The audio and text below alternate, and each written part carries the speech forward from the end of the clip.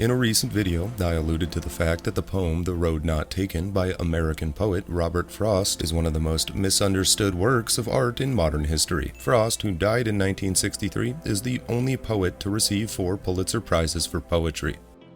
There is an inclination, the reasons for which are many perhaps, lack of critical thinking, lack of recognition of genius or combinatorial art, and inclination, in pop culture anyway, to reduce the poem to its final 3 lines, with which most are familiar.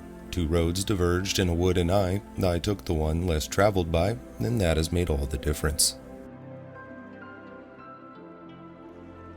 And in limiting the poem erroneously to these 3 lines, the understanding becomes something akin to a very boring, corny interpretation that Frost champions individualism, which isn't necessarily untrue, but very much beside the point. Or, also from these lines alone, one could conclude that the argument is that there is some sort of objective superiority in making an arbitrary choice simply because it is less common, as if this alone renders one some kind of superior human being. Today, for On Sunday We Rest, a series I've decided to resurrect, pun intended, will endeavor to understand what The Road Not Taken is really about and why it's even more important than its mainstream popularity would suggest. How good of you to come all the way up into Vermont for this interview. Well, it's a pleasure and a privilege, Mr. Frost. Thank you.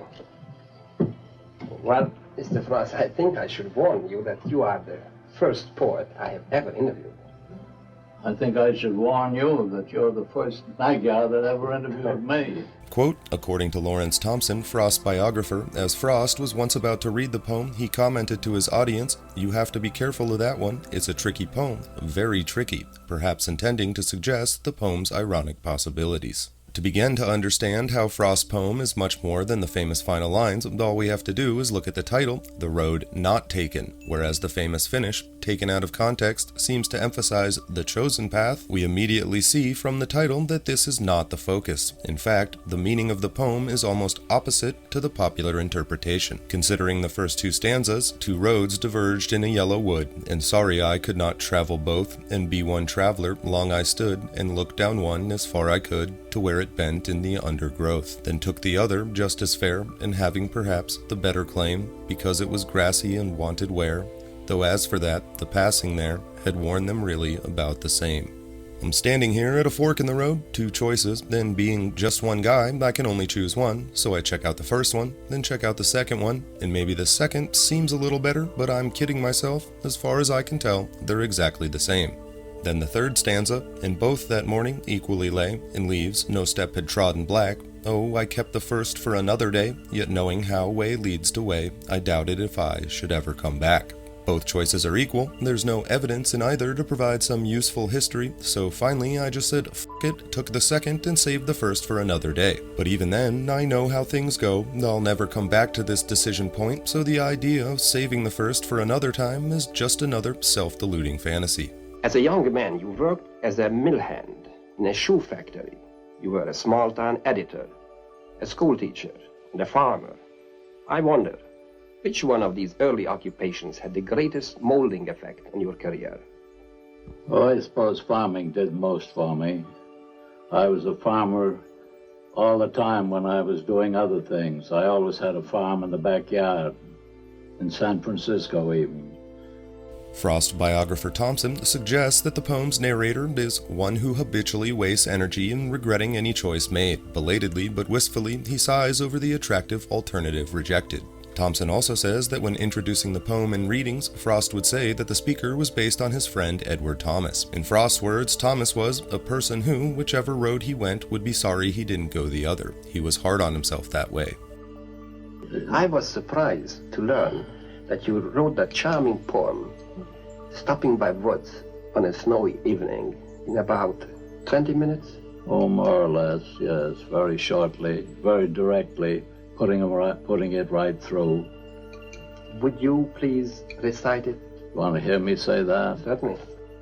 There was in fact a very specific incident involving the Englishman Edward Thomas and the American Robert Frost that illustrates this point more deeply. Quote, in late November 1914, Thomas and Frost were strolling in the woods behind Frost's cottage when they were intercepted by the local gamekeeper, who challenged their presence and told the men bluntly to clear out. As a resident, Frost believed he was entitled to roam wherever he wished, and he told the keeper as much. The keeper was unimpressed, and some sharp words were exchanged, and when the poets emerged onto the road, they were challenged once more. Tempers flared, and the keeper called Frost a damned cottager before raising his shotgun at the two men. Incensed, Frost was on the verge of striking the man, but hesitated when he saw Thomas back off. Heated words continued to be had, with the adversaries goading each other before then finally parting, the poets talking heatedly of the incident as they walked. Thomas said that the keeper's aggression was unacceptable and that something should be done about it. Frost's ire peaked as he listened to Thomas. Something would indeed be done, and done right now, and if Thomas wanted to follow him, he could see it being done. The men turned back, Frost angrily, Thomas hesitantly, but the gamekeeper was no longer on the road. His temper wild, Frost insisted on tracking the man down, and when they did, to a small cottage at the edge of a coppice, Frost beat on the door and left the startled keeper in no doubt as to what would befall him were he ever to threaten him again or bar access to the preserve. Frost repeated his warning for good measure, turned on his heels, and prepared to leave. What happened next would be a defining moment in Frost and Thomas's friendship and would plague Thomas to his dying days. Do you believe, Mr. Frost, that the textbooks are giving the right interpretation of the meaning and spirit of your poetry? For example, stopping by woods on a snowy evening is described in a textbook as a suicide poem. Is this classification correct? That's terrible. And terrible, isn't it? Most of the textbooks writers, most of the critics in America are professors in our colleges. The keeper, recovering his wits, reached above the door for his shotgun and came outside, this time heading straight for Thomas, who, until then, had not been his primary target. The gun was raised again. Instinctively, Thomas backed off once more, and the gamekeeper forced the men off his property and back onto the path, where they retreated under the keeper's watchful aim. Can a man as sensitive to nature as you are believe that nature is essentially kind? I know it isn't kind. As Matthew Arnold said, nature is cruel. It's man that's sick of blood, and man doesn't seem so very sick of it. Nature is always more or less cruel. Shall I tell you what happened once on a porch of a professor? Minister he was to. The war was going on. Beautiful moonlight night, and he was there with some boys and talking about the horrors of war, how cruel men were to each other, and how kind nature was. What a beautiful country this was, spread beneath us, you know, moonlight on it. And just as he talked that way, spreading his arm over it, a bird began to shriek down in the woods. Something had got into its nest. Nature was being cruel. And the woods are all killing each other anyway. That's where the expression came from, a place in the sun. Tree wanting a place in the sun that it can't get. The other trees won't give it to it.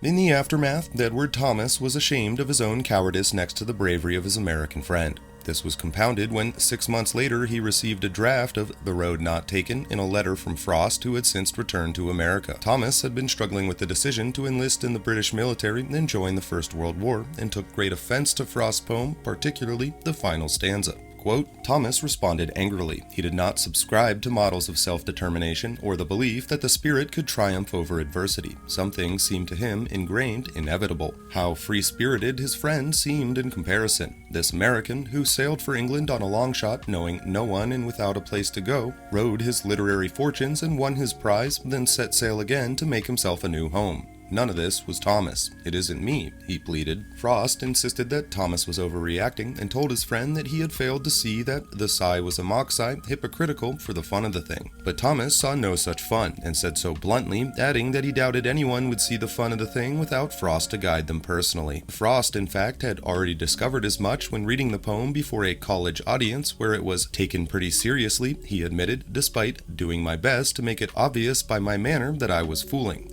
Mea culpa.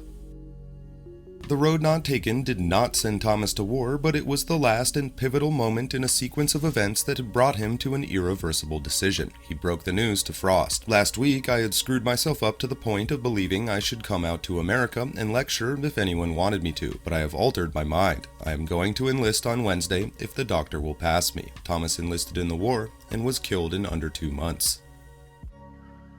And this present of ours, I hope, will be found to have been all right for what it was. That is, that it will have made its point in history. And you want me to tell you what I think its point will be found to have been? Yes, I would appreciate it. It will be found to have been a discrimination between civilization and utopia. But utopia is just a word for the conclusion, the ultimate conclusion of socialism. We're going to discriminate once and for all, or once again, between science, what can be made a science of, and what can't be made a science of. The better half of the world, of our daily life, can't be made a science of. And we're going to settle that. If there's a fault to find with our time, and it's just as important to know it, to describe its faults as its virtues. If there's a fault to find with it, it's science's failure to do all that it is expected of it. See, science has been led to expect more of itself than it can perform. We've been led to expect more of science than it could perform. And science, you'll hear a confident scientist say that science has gone so far that you don't dare to say how much further it might not go. But right here and now, I'm telling you that there's a whole half of our lives that can't be made a science of, can't ever be made a science of. And we're going to know more about that before we get through this period. That's what it'll be remembered for. I shall be telling this with a sigh, somewhere ages and ages hence. 2 roads diverged in a wood, and I took the one less traveled by, and that has made all the difference.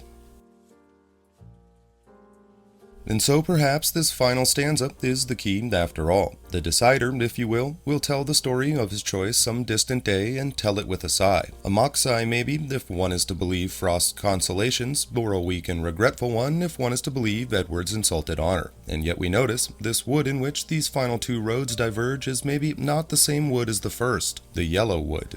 Every word is essential in poetry, particularly the poetry of a genius like Frost, and so maybe this final stanza doesn't refer to the first 2 roads at all, but the deeper, more fundamental consideration of whether to make a consideration in the first place, to face the shotgun of the gamekeeper, or to flee from it in fear. And whereas the literal roads and the literal yellow wood are identical, the second, more abstract situation does have a clear choice that is far less traveled by, and as Frost suggests, in both art and action, that has made all the difference. Stopping by woods on a snowy evening. Whose woods these are, I think I know. His house is in the village, though. He will not see me stopping here to watch his woods fill up with snow. My little horse must think it queer to stop without a farmhouse near, between the woods and frozen lake, the darkest evening of the year. He gives his harness bells a shake to ask if there is some mistake. The only other sounds the sweep of easy wind and downy flake. The woods are lovely, dark and deep, but I have promises to keep, and miles to go before I sleep, and miles to go before I sleep.